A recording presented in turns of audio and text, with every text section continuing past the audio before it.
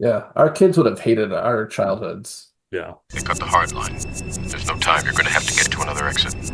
See a set of keys around here. No time for love, Dr. Jones. No time for podcast. No, I can't be bothered with that. I have no time for that sort of nonsense.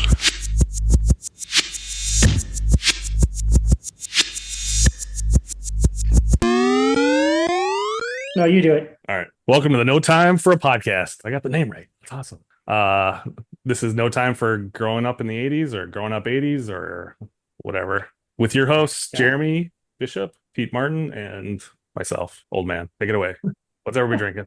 I got Gatorade Blue. Nice. Ooh. The blue. Why'd you choose blue over all the other variety possibilities? Blue's my favorite. Any of the blues. It looks like antifreeze. This one's cool. Yeah, but it tastes great. Less filling. Yeah. I got Spotted Cow. I found a 12-pack yet in my basement. Just mining down there, mining 12 packs. I think the wife picked it up for me recently. So Oh, how dare she? I don't Did she think just pick it up and put it downstairs and not tell you? I might have put it down there, honestly. I don't even know. Because I had like a cake that I worked my way through slowly, and so I might have put the 12-pack down there because my office is just full of crap. So I don't have room to, but I keep the beer, most of my beer in my office because I usually don't have a lot. And it makes it accessible for those rough work days when I really. I have a bunch of leftover over beer from that dinner party that we had. So I have a Hop Valley Westco. Oh, background. You're not going to be able to see it. Put it in post. I'm sorry. I'm not even mad. I'm just disappointed. Yeah, just disappointed. Well, it's green. That's probably the biggest problem. Green screen. Oh, well, yeah. I suppose. Yeah, I wonder what. Oh, wait. I don't have the green screen thing going. Never mind. Yeah. One thing I am having Logan work on is an updated logo and background. Oh, he's gonna earn his keep? Yeah. Keep him on the straight and narrow. Yeah. Nope, I get it. Well, he's been working on that. He's been showing me some ideas, concepts, whatever. So we'll see how it ends up. But We'll be the judge of that. yeah, we'll be judging it for sure. That's how light my eyebrows looking here. No, that's what they look like in person. Son of a bitch. That's not a camera trick. We're just gonna stick with lighting. Okay. Gonna quick put some mascara in that for you. Yeah, well, I'm already getting white hairs in there. It's a Nice. sign that I'm physically aging. Anyway. I couldn't saw tell. last night. Not good. Speaking of Pete and Steph, I saw last night. Steph posted a picture on Facebook of you guys at the Irish Festival or whatever it was that you went to, and Pete was wearing a baseball cap, so it kind of looked like Steph was just with some like random little boy. That's right.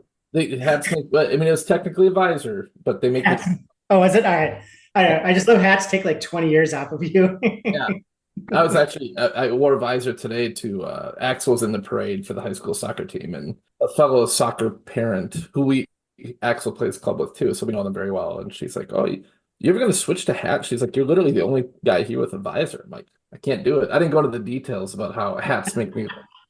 I mean, I might pull off my 20s now if I put a hat on, versus when I was in my 20s and early 30s, I looked 15 as soon as I dropped them. I don't think the hat's weird. doing 15 years for you anymore. That's the fattest 15-year-old I've ever seen. Did he eat two 15-year-olds? Son of a bitch. Actually, sadly, it would not be the fattest 15-year-old when we were growing up, but Not anymore. Are you saying now? no, there's a lot of diabetes out there, I think, with the kid. No body shaming. God damn it. Takes one to know one. Takes one to know Yeah. one. Pete and I don't laugh at that because we're fellow diabetics.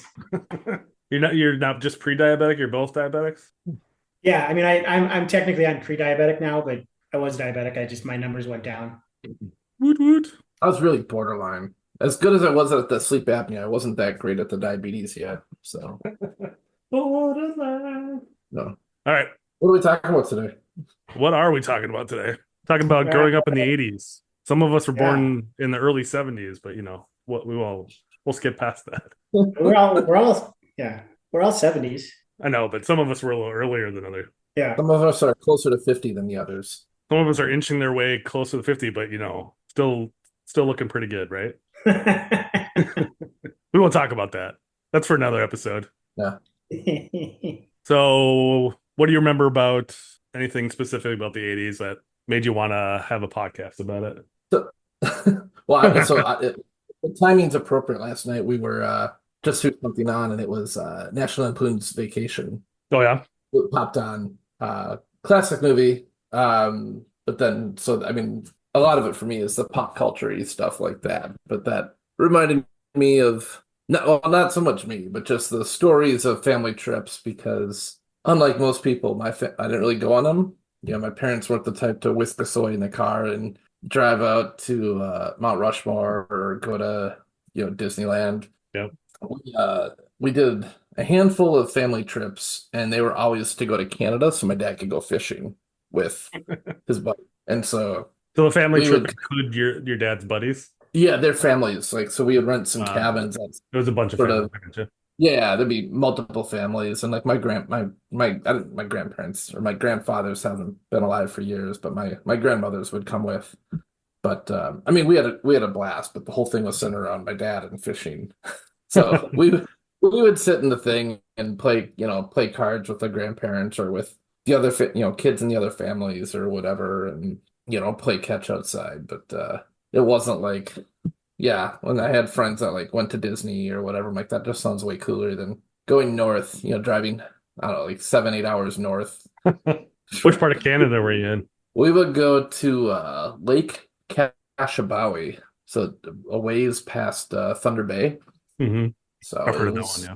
but that was the thing that just kind of made me laugh too is just thinking about like and in the show last night too, like seatbelts were kind of like cool, you can use one if you want to. Like we sat in the back of the minivan or whatever vehicle we had at the time, but like just on top of all of our luggage and everything, right? There was no like buckled up, sit upright, sit safely. Like we were literally just loose in the back. Had we got an accident, we would have been flying all over the place. And Yeah, no like Yeah, crazy. no phone. We had for all that time somehow I don't know how we like I couldn't do a trip like that with my kids without a electronic device and like stayed sane, but somehow like we made it. The only thing we had was like the little Mattel football. Remember like the little handheld with the red dots? Yeah. That was like the only electronic device we had that I recall that we used in the car. That was about it. Did you have to turn the sound off because your dad would kill you if he just had the sound going? I don't know if you could. I don't think you could turn this. You know what we did? We had tape over the speaker. Ah, We had a Scotch tape, like the because if you're playing yellow- that game's okay. But if you're sitting in a room with someone playing that game is really annoying. Yeah. But that, and then I don't know, like we just played dumb car games. I don't know. Like I'm still baffled at how we got 8-9 hours in the car. I mean, I don't think we drove fast. They're dragging boats and everything, but Oh, you brought the boats up too? You didn't like rent the boats when you got there or anything? no, like all the dads. All the Yeah. gear came with. Crazy. Yeah, they brought That's a lot of shit. Yeah, and then we were up there for usually like 2 weeks, and then you just slept in sand because they go on the beach or whatever, and then you just couldn't get rid of the sand. So that's the other thing I remember is sand everywhere. Sand in the bed. Go to the bathroom, you're walking on sand. Sand in every crevice. Pretty much sand in every crevice, yes. But, yeah, that's like the only literally in the 80s up through the age 13, whatever. That is like the only family trip I did. Never wanted an airplane. Did your family have a cabin or anything like that? Did you go to that more often? Or did you not get the cabin until after high school? Yeah, they got that after my brother graduated. So now that you say it's like 89, which is probably why we stopped going on the family trip. That, plus I think my brother was out of high school and whatever too. So it would have just been me and my parents and Gotcha. yeah. But yeah, so they got that cabin in 89 and my dad did a few more trips up there, but the family trips were done at that point. Gotcha. They got the cabin in Sugar Lake, 89. Yeah, yep, they bought that first one. Yeah, I don't remember think I that. was ever at the first one, but the bigger one on Bone or whatever. Was it Bone? Oh, what? West Pipe. Pipe. Lake? Yeah, Pipe. Yeah. Sorry. That's a good one. Bethany's wants on Bone. That's Lane Pipe, Lane Bone, whatever. Potato. Potato, Bone, Pipe, huge. Yeah, that wasn't a cabin. No, that was a lake home for That sure. was a lake home. That was a butte, as they would say, Yeah, up in Canada. I would have taken that one if I could have. But I would take that one if I could right now too. Yeah, probably. I'd still take it. Don't know if I could afford it, but Yeah, I'd be curious to look that one up on Zillow and see what they estimated at this point. yeah, I'll look it up later. I think I still remember the address. Pretty sure I do. Yeah, because there was a one on because there's two pipes, right? There's upper and lower or something. There's like a channel. There's a channel between them. Yeah, but I think that was the road. So I think there's upper. Turtle is upper and lower. Yeah, that's right. Might have been east and west, Sure. something like that, or big or small, big and small. Like the one was just more of like a little. Yeah, bay. when we were looking, we looked. There happened to be one that came up on the smaller one, and we looked at it, Yeah. but it was definitely You had not to get your other lake. through that tunnel. Like Yeah. you couldn't have a boat really big to get through the tunnel to get to the actual bigger lake where you could actually do something. Yeah. Well, we didn't really have a month like our family. Or you got more family stuff that you want to talk about before we jump to Jeremy or myself? That was literally the family trips. You also have a trip to Arizona. on here. Yeah, I realized that was a little early. That was creeping in the 90s. I like my first plane ride I flew alone to Colorado to visit family, but that was also technically in the 90s. Was it? So yeah, it was the 80s was not a lot of traveling. I didn't get a lot of Delta miles or anything. Your Sky Club membership was pretty low. Yeah, I didn't accrue a lot of points, sadly. I never got on a plane until I was married, so give you that one. Dang. I know, very city based. The cities, I guess. How about you, Jeremy? Did you guys go places?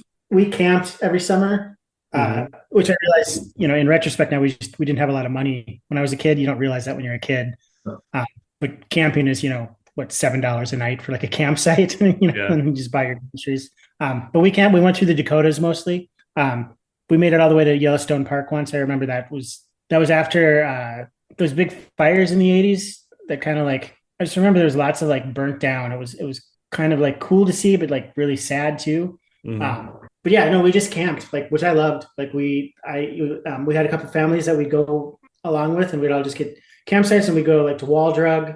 I remember loving Wall Drug, which I went back to it, in my 20s, and it's not as impressive in your 20s as it was when you're a kid, 10 years old. Yeah, no doubt. But yeah, I mean, we just camped. Then when my dad came along, when my mom married my stepdad, he liked camping too because he was very thrifty, and he thought it was great. And they eventually bought a camper, like one of those, the hooks on the trailer, and would pop up. And so they would sleep in the camper, and I would sleep in a tent outside. Oh yeah, and yeah, well, I liked it because I liked, it wasn't a punishment or anything like that. You can read your comics in peace and quiet. Yeah, I was one of the camping trips. I remember. I don't know if this came out in the 80s or not, if it was the early 90s that Spider-Man by Todd McFarlane came out. It would have been right on the cusp of 80s and 90s. But I found an issue of Spider-Man #1 by Todd McFarlane on like a spinner rack at the like main office of the lodge, and I still have it. I still have that issue, and Cool. My dad reluctantly bought it for me, and that was the best find I ever had on a camping trip. Other than there was one campground that had the arcade version of Double Dragon, and I played that the weekend. And I spent all of the money I had saved for years on Double Dragon in one weekend. Somebody and I beat it at Annie Larson's place not too long ago, a couple years ago. That was Pete. Yeah, we got through all the screens, and it was the first time I'd ever gotten all the way through the whole thing because unlimited quarters. So. Played until our fingers. Yeah. I think I put the decks at our house too, because with our thing, I can just keep getting more lives, which you need. Oh, $100 yeah. worth of quarters. Oh yeah. If you ever feel like watching the live action movie, Scott Wolf of Party of Five is in it. He's one of the Double Dragons. I don't think I ever saw that. Do they have the Bobos in it? The big guys? Oh yeah. He's in the like opening scene. He's like part of the gang that's chasing them. Okay. And they like, it's very futuristic. They like pull down a visor thing and push some buttons, and it goes beep beep beep beep beep beep beep. And Scott Wolf's character goes, "Looks like it's Bobo." Apparently the visor tells them who's behind them. Oh dear. Well, I probably won't put that one on the list. Oh, Do you know who the other dragon is? Do you remember? I remember his I'll look name. it up. He was a martial arts guy. Was it? I'll look it up here. Still some time. Michael Dudikoff? That's the American Right, Ninja. and Don't disparage his name. The main villain is I can't think of his name, the actor, but he was Doggett on X-Files. Patrick, Robert Patrick? Robert Patrick. Yep. Yeah, he's the bad guy. It's just coming up now. If it doesn't like crash on me here. Yeah, like as a Probably kid, the old man. it's a 3.9 on IMDb. Hilarious. That seems high. That seems high. Mark Dacacos, Jimmy Lee. That was his character name. Scott Wolf, Billy Lee, Jimmy and Bully, and then Robert Patrick as the bad guy. Alyssa Milano was in that movie. How dare you tell me this? You dropped the ball here. That's kind of critical information, Brucer. Yeah, Alyssa Milano. I forgot. Dear God, man. She's 80s. Apparently Vanna White was in this movie. What the fuck's going on? All right, I'll stop looking at the page here and respond to.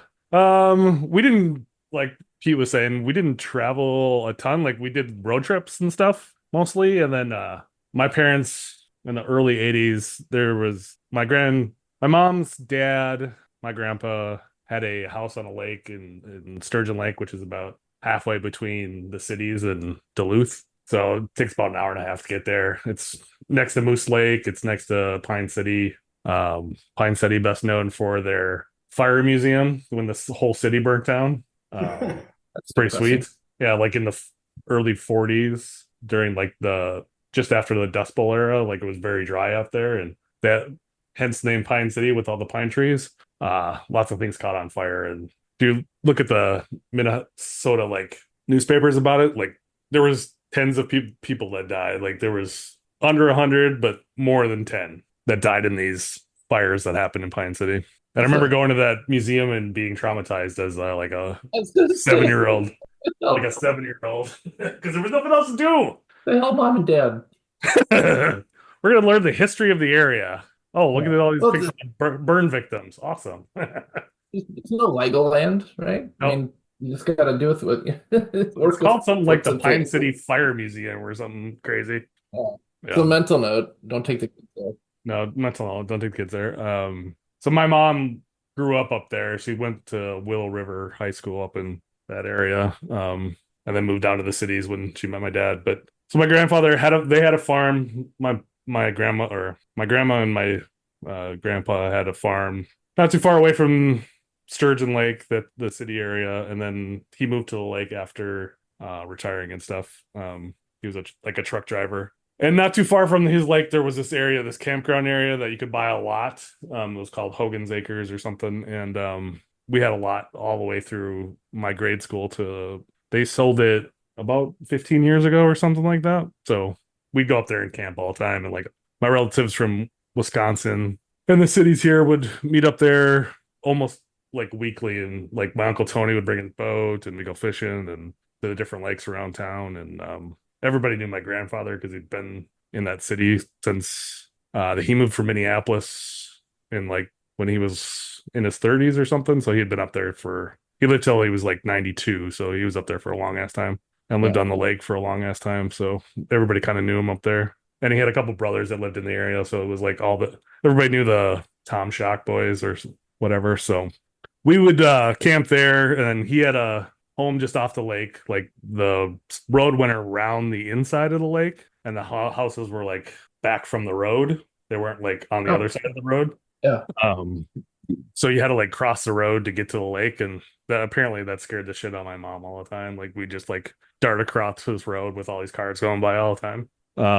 But yeah. So like most of my memories are playing on that lake, learning how to, my grandfather did not like boats other than pontoons. So he had like 2 pontoons, and he had snowmobiles up there that my dad would take out. My dad, he had mini bikes and stuff. My dad broke his collar one time riding a mini bike into a ditch instead of standing up. Like my dad's a big guy. He could have just stood up off of it, but he rode it into the ditch and broke his collarbone instead.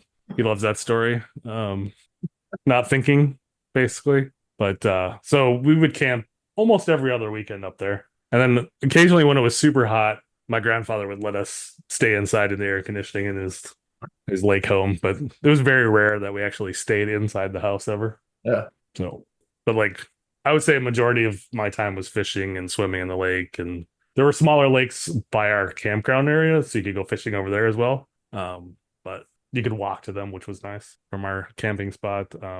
My grandfather also had two of his own lots, so sometimes when there was a bigger crowd, we'd use one of his. Like he hardly ever like he used it as like an investment thing that he was going to sell later. So which he did, but we would borrow it sometimes when we had like both sides of the family up or something stupid. So most of it was camping, and then I was in. My dad was also my troop leader or for Cub Scouts, and so we did a lot of camping with basically church and Cub Scouts and stuff too. So that was majority of our trips were that sort of stuff. Like we didn't go anywhere really all that exciting. You know, we did a lot of like Minnesota trips, like to Duluth and to Madeline Island and places like that. Like you could drive to in a day pretty quickly. Yeah. But if they didn't have a campsite, we probably weren't going to it. So That's I don't know what you old man, but like with Axel's friends and teammates, like half of them every spring break and every summer seem to go, oh, we're gonna go to Hawaii or we're going to Mexico or Disneyland. It's amazing. Like every year, people like, are going out. yeah, like it's like twice a year that they're taking these, not cheap trips. It's amazing how much more money people put in traveling than they did Oh yeah, back in the 80s. It's amazing. I yeah. feel bad. People seem to You know. prioritize it a lot more than they. Yeah, yeah. And I can't imagine it's more affordable than it was back then. No, Just- there's no way. Just it's a more of a normalized thing. Oh yeah, I We mean have you a gotta normal- you gotta show your Instagram, Twitter people that you're out doing cool things. So you gotta go places, man. Um, Otherwise, you're lame. You gotta earn your influencer money. Yeah. that's what I'm about. I did totally forget that and I remember this part very well. In 1988, my mom's hometown, Belgrade, very small, like 800 people back then, and probably less than then now, had like their centennial. And so we went up there like for 5 or 6 days. And I don't think I saw my mom more than like 20 minutes. I like was, staying with, random cousins at random other families' homes and going into town and going to play pool at the pool hall. And that was a little bit more my speed because even though there's not much to do in the small town, like I could actually go and hang out with other people and people Yeah. I knew better. But I hung out a lot with my grandmother and my great grand or my great grand aunt or whatever. My great aunt quite a bit, and they would take us to like antique places, and then also like for those flea markets and things like that. So we would just be dragged along, and we would just be looking at the weirdest stuff on the weirdest tables. It was never like cool comic books or baseball cards or anything. It was like half a motor and just like what. I guess this is our entertainment for today. We can look at the porcelain figurines, or we can look at engine parts, I guess. But yeah, our kids would have hated our childhoods. yeah, At least my kids would have hated my childhood. I think 100%. it's partially how you grew up. Like you don't know any better, so like I didn't know if any everybody's better. doing generally the same thing that you're doing. Yeah. Like I don't think they would know any better. Probably if they grew up in the 80s, they would just be like But I tell them Whatever about it's it a- now. You can just see the disgust on their face. the absolute loathing of your whole growing up experience. Yeah. Yeah. I tend to not bring that sort of stuff up as much unless somebody asks about it. Like I just have gotten to the point where I can't take the eye rolls anymore. It's like I don't want to have this conversation. But Oh no, don't to be clear, my kids would never ask. yeah, Never. always have to tell them. Yeah. Yeah. What they do like though, or what they have liked, if I can quickly transition though, was some of the toys I had growing up. Sure.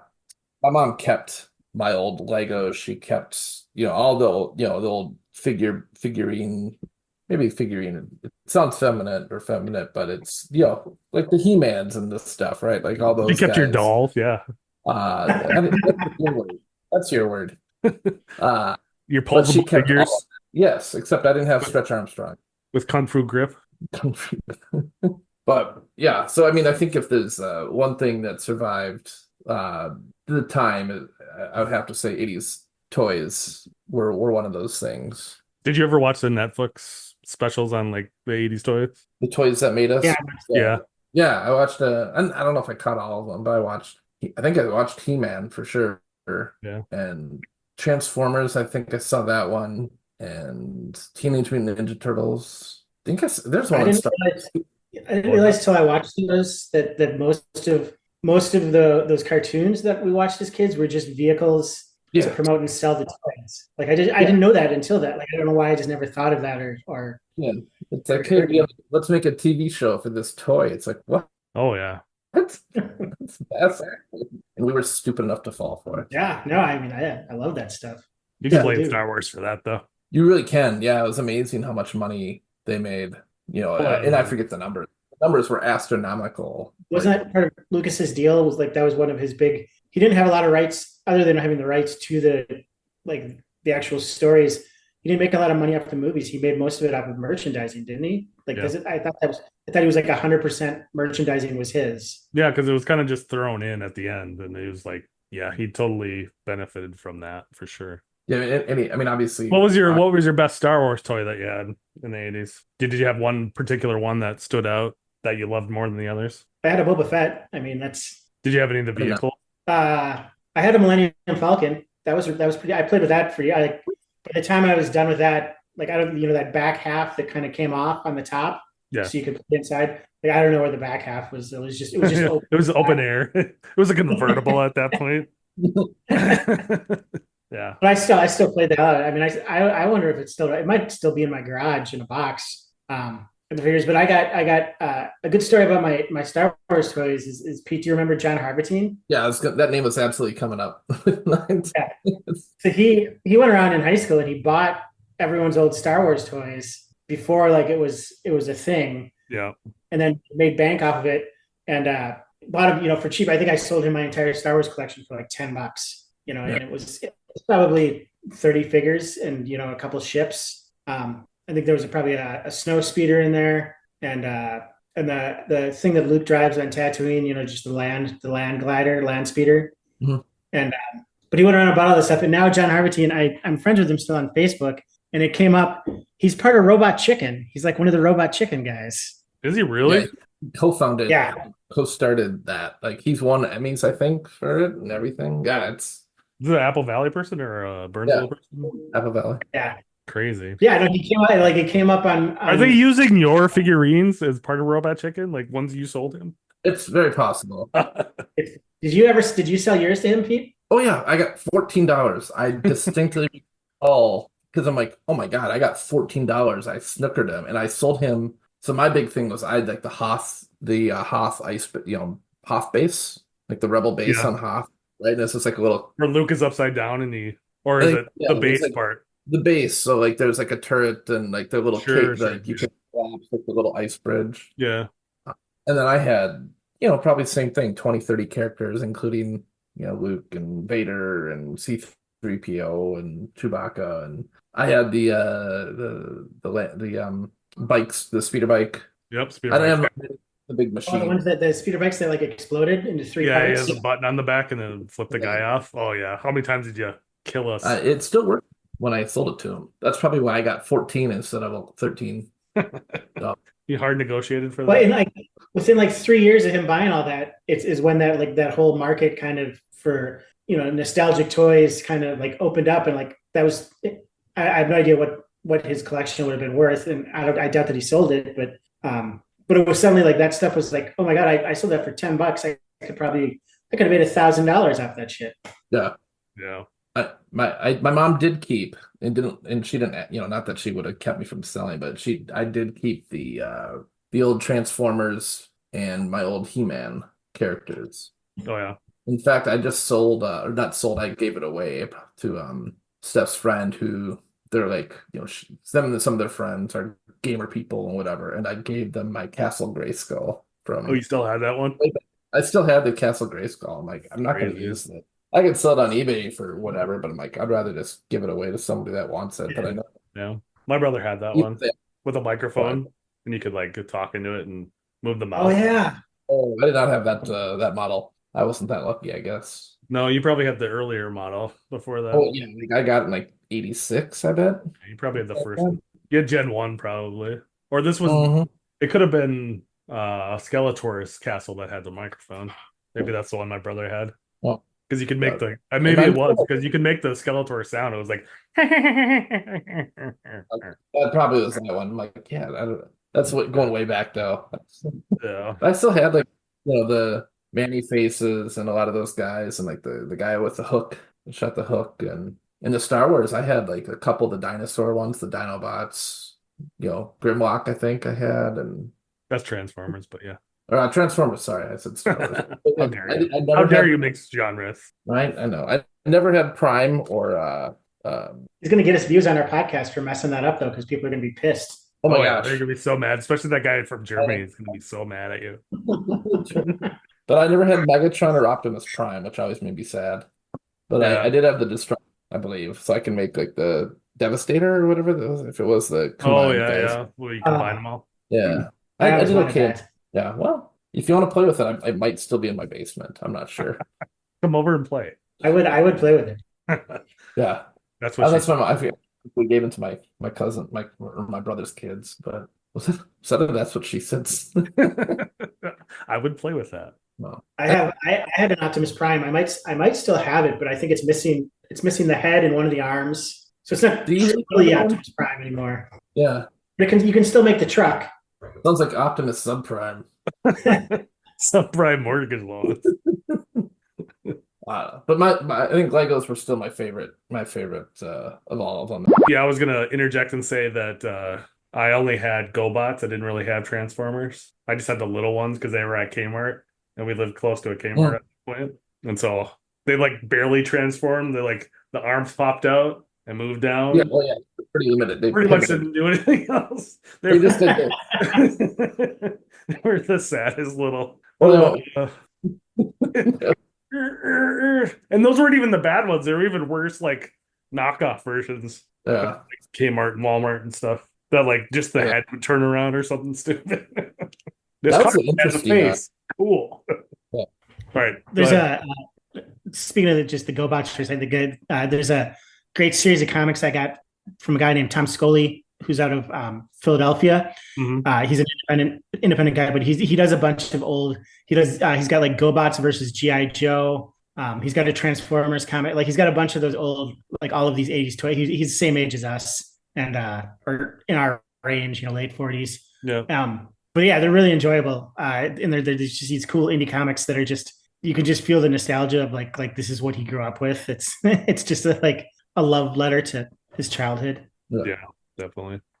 Anyway, sorry, Peter. No, should we start from the top and the? Yeah, jump in the Legos.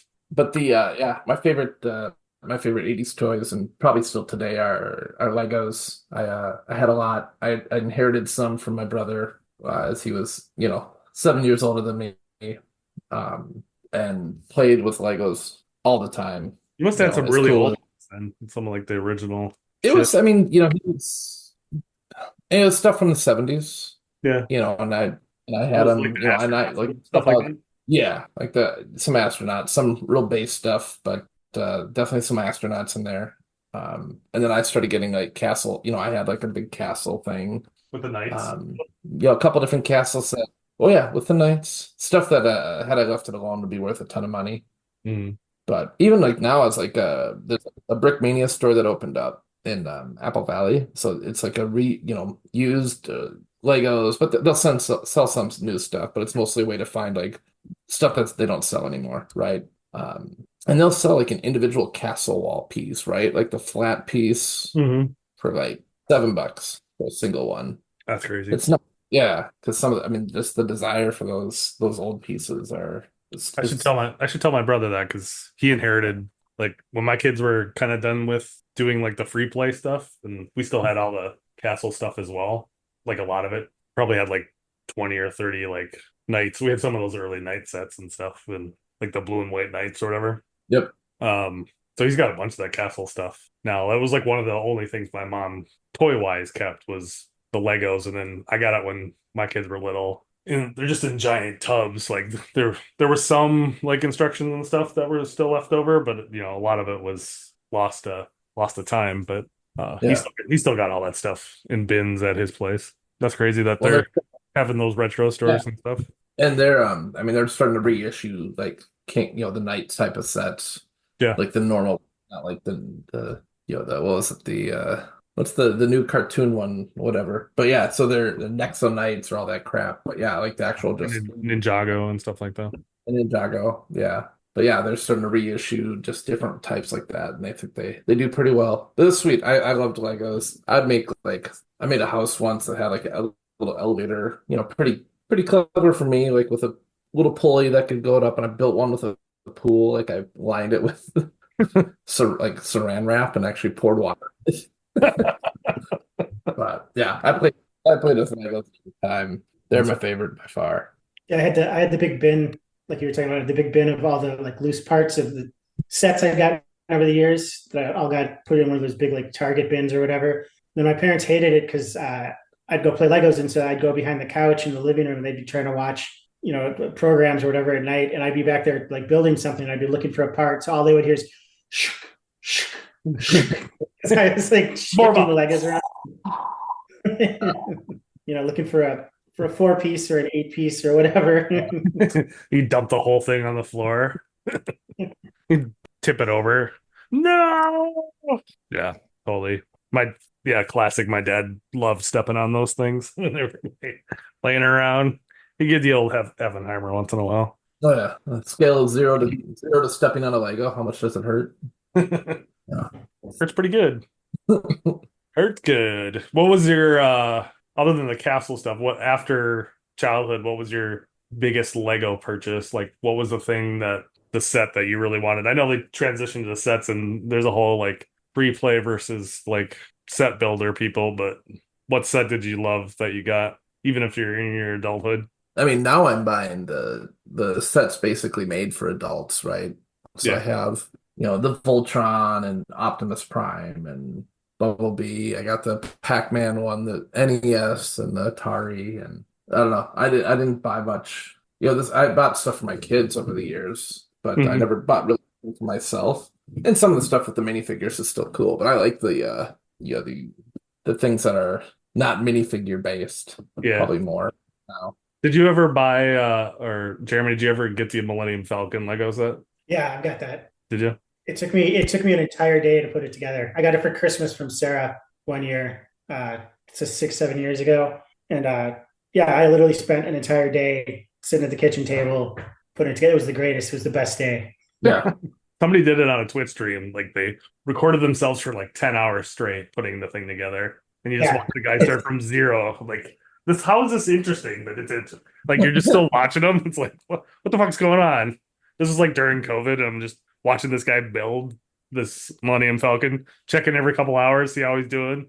See, there's a lot of people like you that would just check in or stay logged in just to check where he's at. Yeah, crazy. Yeah, I didn't have a ton of big sets or anything, but like the girls are really into the flower ones right now. So the rooms are decorated with the different wild flowers and roses and bonsai tree and stuff like that. So yeah, the wife has a lot of those now too. Yeah, and they're just releasing a couple more. So she's already got them on her like want list or whatever. Yeah, those are super popular. I think I was thinking back to the Star Wars stuff, and the thing that I had was the Ewok Village. Like 4 posts and then like a slide, and like you could it had like a net at the bottom. You could capture like Han Solo or whoever in the net, and that was like my favorite one to like kind of play movies in my head at the same time, like do scenes and whatever. Was it one from like 8 to 10 years ago? No, they had an original one from the 80s, and then they remade it, and so we had one of the original ones. Really? Yeah. Move it. I don't have it anymore, obviously, but my mom didn't keep that one. Okay. But like the stupidest thing that I can remember myself doing was taking the G.I. Joe men and the Star Wars men and make them on different football teams and play a football game with them on the couch. So each, crack in the couch was like a 10-yard line, and you had a whole field, and like you'd line 12 guys up against each other and smash them together. It was always running plays. It felt like, and like see which team would dominate the other team. It was like, how lame are you playing with Star Wars players in sports? Like, all you could come up with. Let's force our creativity, right? Yeah. It wasn't all laid out. So man, now there's probably but you had like multiple teams. You had Cobras versus you know, Nando's. yeah, the dark side and Luke and Yeah. Lane versus the good Joes and stuff. Crazy. You keep stats because that's when you know it's deep. Yeah, I had a spreadsheet. It kept stats. It wasn't nerdy at all. No. No, but that was I figured out. that was the darkest thing I remember doing with them was playing football with them for sure, or like doing like professional wrestling with them, like setting up like a little ring and like GI Joe would be against He-Man or something in a cage match when 80s wrestling was a big thing. Yeah, my buddy had like the WWF wrestling ring with the guys. They're a little bit bigger, and Yeah, but we would just whip them at the ring, and then the like ropes and you whoever, just, like launch them off. Yeah, right, and then that was how we wrestled the guys. Is we just flung them the ropes and they just well, that's get what I tangled basically did up with the or- football. I took my left arm and right arm and would just like smash them together to see who if they made the first down or not. Did you ever feel bad when you watched the Toy Story and wondered, God, my God, what if they were sentient? Yeah, I melted a few of them, so probably not the greatest. You were the neighbor kid, Sid, weren't you? Yeah, sick it was kid. that's who I'm going as for Halloween this year at Disney World. I have a Sid t-shirt, and that's my outfit. I have the skull t-shirt, and I'm gonna wear jeans. So I'm not getting the haircut. Oh, I'm I'm not not disappointed. I'm not gonna commit all the way. Yeah. So what do you remember getting for like the birthday or whatever or Christmas? What was your big toy that you remember getting? Is there anything specific? How about for you, Bruiser? I kind of I meant I don't remember anything big. I mean, I know I got big toys. Yeah. The Millennium Falcon must have been must have been a Christmas gift at some point. The old toy one. That seems like it was. I'm pretty jealous because I think the biggest vehicle thing that I had was one of the Cloud City 2 pod things. Like the lamest one possible. Yeah, It would did crack you- in half. That was the best one I had. My cousins had like the Millennium Falcon and the walkers and shit, and I had the Cloud City Flyer or whatever the fuck it's called. Did you open that gift and like look at it and be like, what that? Thanks, mom and dad. you sigh heavily in front of them. All I thought was, well, yeah, we got this from the clearance bin, probably. Yeah. Nobody else wanted this. I'm gonna take back the only gift I got you, mom and dad, which is just a card I drew with a crayon. Did you And know then anybody that had 7 foot long GI Joe aircraft carrier though, or 6 foot long? I did. Oh, that was And Pete, you probably know who it is. I've talked about him Was it before in the the Ninja? past. Yeah, the Ninja. I The Ninja had everything. He had the best baseball card had collection I to forget. this day that I can remember anybody having free like internet. And he also had every Transformer I can remember, every GI Joe base. Like we'd play. I would just go over there and play for days. Like we'd do missions and shit, and so I didn't have to have him myself. I just go over to his house and play. Yeah, I think the one I forgot that I did have. I had the it's an F-16 or F-14 from GI Joe. That was probably the third of That would be pretty badass. Yeah. the bigger things I had because I beyond Castle Grayskull and the Hoth battle, the Hoth base or whatever. Yeah. Other than that, just figures. I had a lot of figures, and the Transformers were okay. I just didn't have like the big names. You know what else the Ninja had, Pete? This will make you jealous. He had every team, but he also had an electronic football. Every team in a separate sandwich bag. No, Every single team, hand painted with numbers. His favorite team was Miami at the time with Dan Marino. Like it was insane. We just pick up a random sandwich bag, and that's the team we'd play against. It was the best. were they the creamsicle bucks? Because that'd be Yeah, awesome. it was the Creamsicle Bucks and Ugh. early white Dolphins, and Yeah, his favorite team was the Dolphins at the time. man. And he also loved wrestling, so they got every pay-per-view, every WrestleMania. It was the best, man. And he lived a block and a half away from me, so it was Oh, I lived there. my parents I didn't lived even there. care. Yeah, I just had to go down the alley and I was there. I didn't have to even go Yeah. down the regular street. You think his parents still have that stuff around? Could we just go over there? It's like that Seinfeld where they go to the I wonder if he had to take it. So the weirdest thing drugs. that happened was, so we moved out my 8th grade year to Oakdale/Woodbury area for high school, and he ended up dating somebody from my high school, and his current girlfriend, like they haven't got married or anything, but a girl from my graduating class has been dating him for 15-20 years now. a kid that I knew in St. Paul. It's just like a coincidence. Yeah, and they met through the St. Paul Winter Carnival stuff. Just not looking to commit yet, or what? I don't know. No idea. His parents have been married forever, so Not sure if you're the one. it's the Todd Demarath route. You just gotta I guess, kick yeah. the tires for a decade and a half. Yeah. You never know. That's true. That's true. So That's that Todd mean Myers? Todd Demarath. I can't remember who I said. it's different. All right, cool. Did that mean he had gaming systems too? Maybe. Maybe. So the one that I remember getting for Christmas was the Atari 2600, like computer game wise. And then I remember specifically either that night, like Christmas Eve night into Christmas Day, or the week after, my parents being up playing Space Invaders and screaming at the TV every time they got killed while we were trying to sleep. Like they were playing it nonstop for a while, for like, I would say for a year. They would play when we went to bed. Really? Yeah.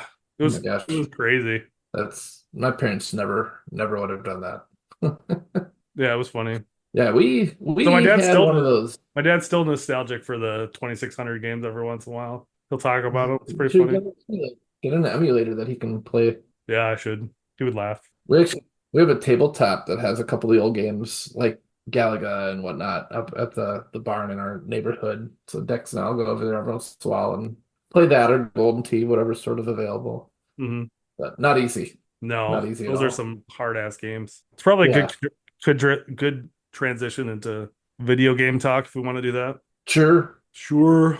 What was your favorite early system that you had? I only ever had a Nintendo, and my dad bought it. I remember my mom was out of town for the weekend, I think. So And he bought you a my dad Nintendo? never, yeah, he bought me a Nintendo, but he never. That's like I don't think you really ever knew my dad. Well, maybe Pete knew him, but like he's thrifty. He's not someone who would like purchase things like that. But he bought me a Nintendo, and then he played it all weekend. Okay, And, it doesn't sound like Dave, but that part sounds like Dave. I think he must have played it at like some friend's house or something and thought it was cool, and so he like made it like this altruistic, like, I'm gonna buy this for you. And then I didn't play it the whole weekend. Like he literally just played it the whole weekend. My mom came home on Sunday and she's like, "Wait, why did you buy him a Nintendo?" And I was like, "Mom, I haven't played it yet." You didn't buy it for me. I had to go down to Brent Nelson's house, kid down the street, who he was kind of like my ninja. He was my sensei. Right. He just had things, right? Yeah. Typically. So that was my only introduction really to Nintendo. I had another buddy that had the old Sega, so not like the Genesis, but The original like the Sega. original sort of Sega, system. We had the 2600, so like I vaguely recall playing like boxing, like with the Yeah, with the two arms that were out like this. arms. And like you I had don't to like position yourself in front of their face. Yeah. Yeah, I remember that. and I liked what was it, Pong. I liked Breakout, like Super Breakout, where you have like all the colored bricks and like the turtle paddle thing. I That like paddle that. was so easy to break though. Like that, we went through so many paddles. Yeah. They knew what they were doing. The joysticks were like more robust than the paddles. Mhm. And I'm trying to Yeah. think of the Space Invaders was pretty great. There was like a tank game. Was it called Tank? Where you like there was like a little bit of a maze and you would like shoot bullets at each other and they would ricochet off the like maze walls and stuff like that. That was pretty awesome. And then they'd get hit and you'd spin around and you'd be so pissed. Well, I'm trying to remember a neighbor lady who would watch me every once in a while. She was, probably older than my parents, and they had like an Activision or something, and they had a game called, I just remember the name, Atlantis. And so like you had this big bubble over your town, and they were trying, or a city, and their aliens are trying to break the defensive Sure. thing. I played that whenever I went over there and was hanging out, but it was some weird controller and Was that kind kind of of like like a missile command? Like it had like a bubble that you had to like defend things that were coming in. Probably. I don't know if I Okay, remember just this.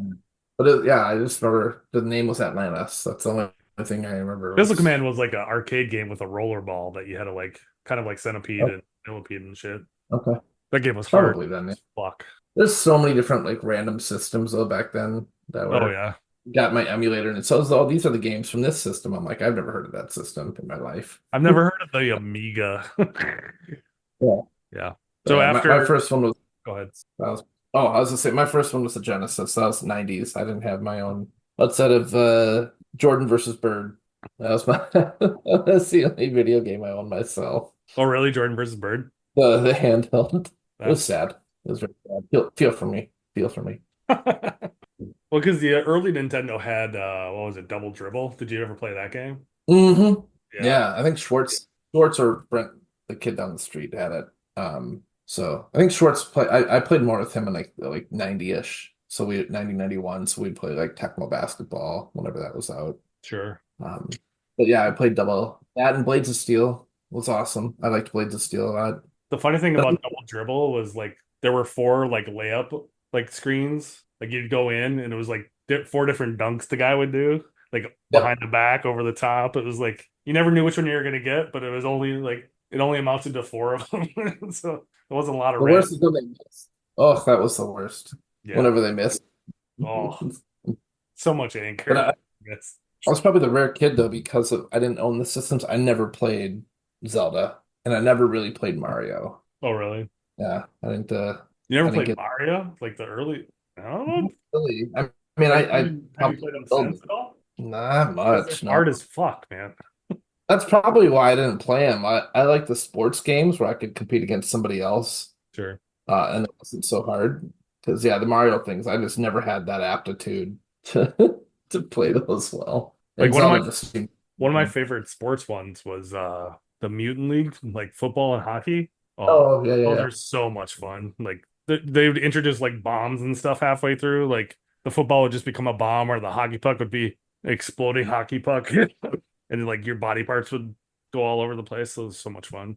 I don't I've never seen them. They're probably emulated, but I've never like seen them like recreated or anything. I think that would be a fun thing for I can somebody to bring back. yeah, I know that one. I think I have something mutant on my big arcade game. It just feels like somebody could have like made an Apple game or like a phone game out of it at some point. Like Yeah. remember being like one of my more favorite ones.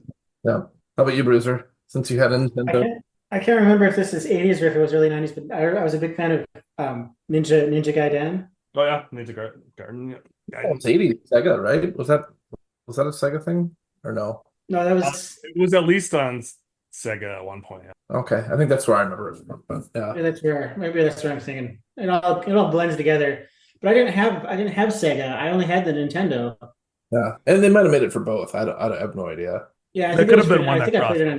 So were you Yeah. Nintendo but I people or remember that Sega always people? on- I was a Sega person. Yeah, I was Sega because that's what my parents or my mom ultimately got me in like 92, probably 93. I got a Genesis, so like I had what was the fighting one, Mortal Kombat, and I had like the NHL Live and NFL, They seem to have NBA Live game. sports and stuff, sports games, Mhm. or the better sports games. So I think that's why I did that too. But like looking back, I probably should have done the Nintendo stuff. I think it was cheaper too back then, right? That's probably why I had, they bought it. The Sega was Was- cheaper, yeah, for sure. Probably, but that's okay. I brought it to college, had some good times there until the new Brought the systems. Sega to college. The Genesis, oh yeah, that How came long to did college. How long did you have it till? Where do you Oh, remember?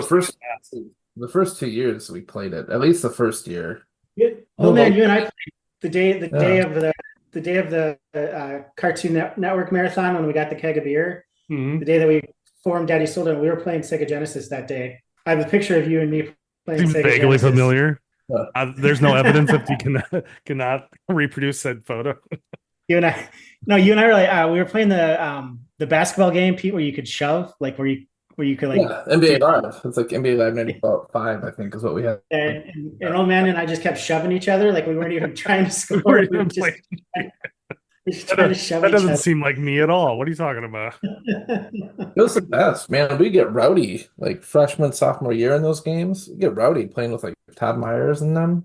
Oh and some of yeah. the other guys. It was fun. I had a What was, blast. what was the basketball game where you literally just fought each other? What was that one called? Do you remember? I'm trying to. NBA Jam?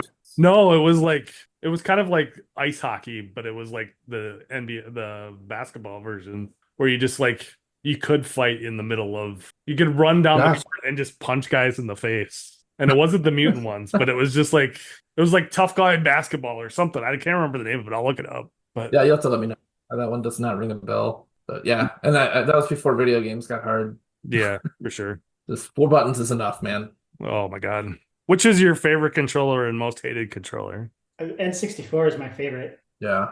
Because it's the worst controller. It's so weird when you first play with it, and then It's so different than any other controller. Yeah, but once you get used to it, man, it's so comfortable. Like everything is right exactly where you need it to be for your hands. Yeah, they you definitely acclimate to worked it. a lot of time on that. Like they also made it so that you could have trigger games like for shooting games and shit. And like it made the most sense like once you got in and played for a long time. But that But you initial know, curve was a little rough. but you didn't get Sega Thumb with it. You did not. I blisters from the playing Genesis. Like some, if we had a marathon or whatever, I get blisters on my thumbs. Never happened with the N60. It was a beautiful controller, and I still use it. Like when we play. Yeah. So I found the game, Pete. It was called Arch Rivals. yeah, I don't know if I ever really played it, but I know Oh I can my I can God. picture it. So I can much picture better. like the album, the game cover. Caricature, yeah. It's like a mohawk, right? It's like a dude with a mohawk, I think, on it. Yep, I remember that. I'm putting it in the chat. It's so great. Okay, look at that. That game was fucking awesome. It was a Midway Acclaim game. You just run around and literally punch each other in the face. I'll have to look. You did not have to actually play basketball. It was on SNES, Genesis, and Game Gear of all things. Okay, well that's It's got like be the precursor to it's saying on here, the forerunner to NBA Jam. Yeah, Because it was like I think you had there were 3 players on the court at a time. It wasn't even like a full 5, I don't think. okay. But it was a It's battle basketball. royale. Yeah, pretty awesome. Just Now smiling. I gotta find that. The guy's just smiling as he punches dudes in the face on the That cover. Kermit Washington deep cut. Yeah, Yeah, I'll look for that one too, because our one emulator has a ton of old SNES and Sega games, so it might be on there. that's a pretty good one. I I recommend. think Dex will. Yeah, he explained some of the old games for 12-year-old.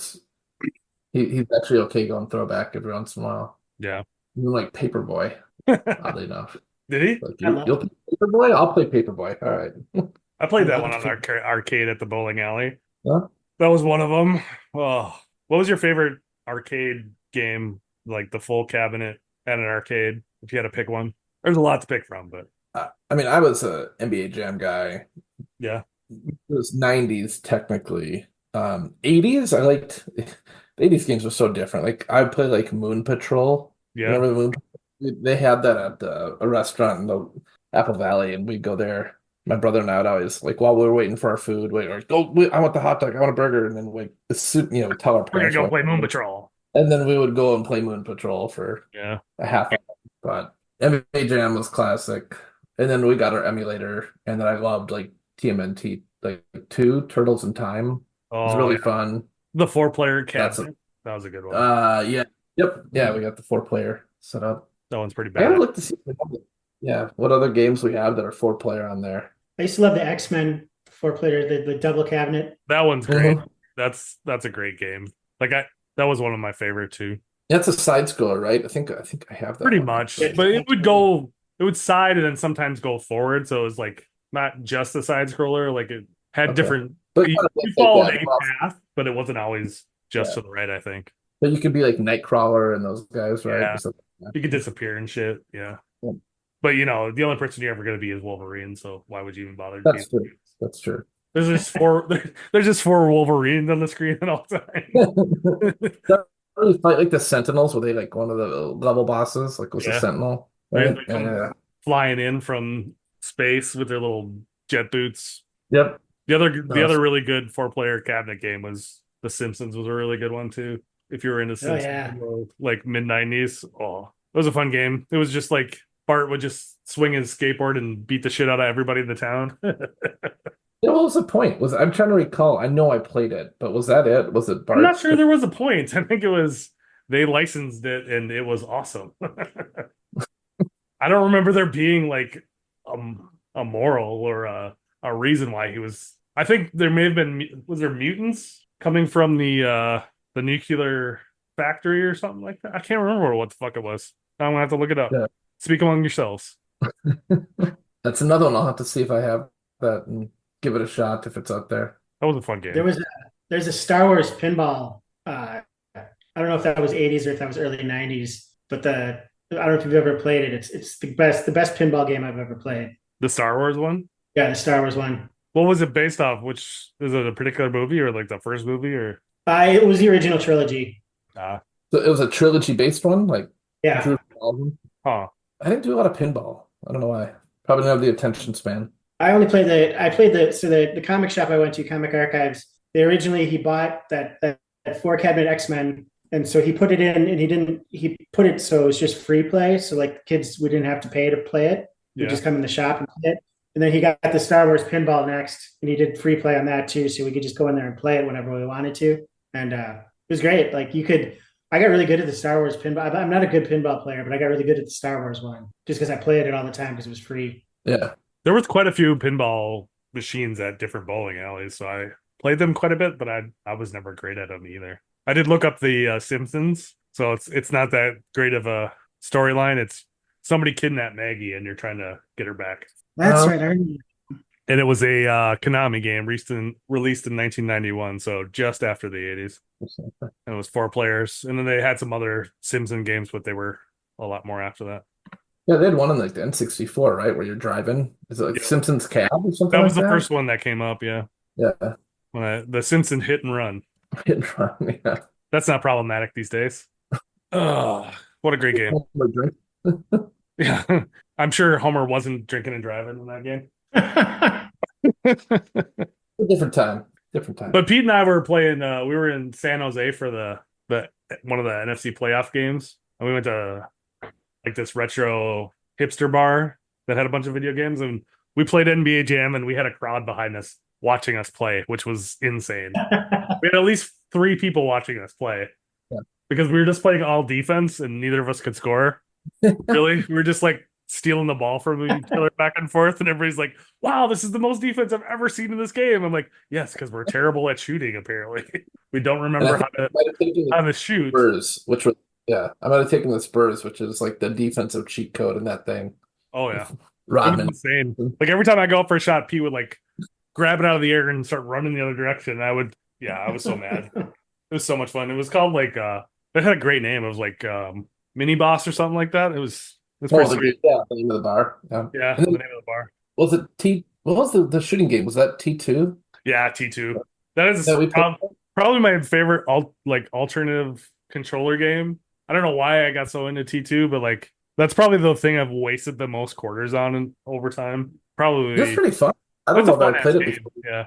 Yeah, I don't know if I played it before we played that night. I'm just not good at I think that was one where it's like you have to shoot off screen to reload type of thing. Yeah. It's one of those like, I don't got the mental dexterity to remember to do that. I'm like sitting there just shooting empty, for like 2 minutes straight. It's like literally just aim off the screen and come back. You'll be fine. No, that's crazy. Yeah, T2 they had that there too. That was an awesome game. Were any of you any good at like Mortal Kombat or Street Fighter or anything like that? I got good at Street Fighter. I always sucked at Mortal Kombat. Yeah, I was terrible. My brother got good at Mortal Kombat. It was like the game he finally started beating me at. Made me so mad. I never let him play video games. He watched me play a lot of video games over the years. There's no time for last requests. Ain't nobody got time for that. Look, Betty, I've got no time for games today. Now, There's no time for a bench test. Heat 'em up.